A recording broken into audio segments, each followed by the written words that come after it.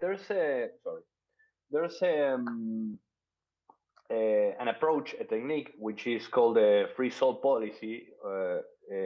It has been described many years ago, which basically try to get the embryos and freeze them all.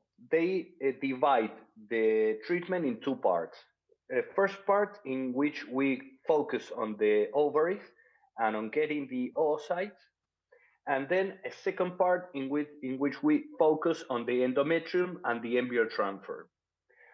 I'm personally a fan of this type of approach because we are starting to see in the literature that we have a small, not too much, but small chance, better chance of getting pregnant.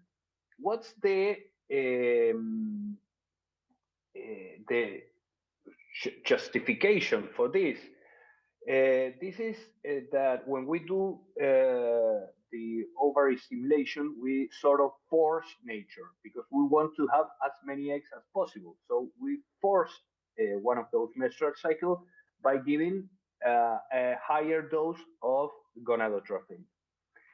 That can affect the endometrium, and one of the things is that the window of implantation can be moved because we are sort of moving out of physiology.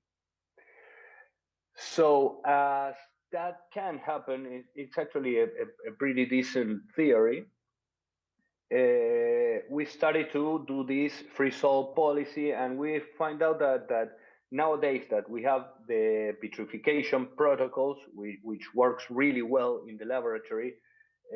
We can do this with a lot of confidence and with a lot of good results. Back in time when we didn't have vitrifications, when we used the slow freezing, we had really worse worse results because the technique of freezing was not that good. But nowadays, with vitrification, this free salt policy, it's actually a very good one in my personal opinion.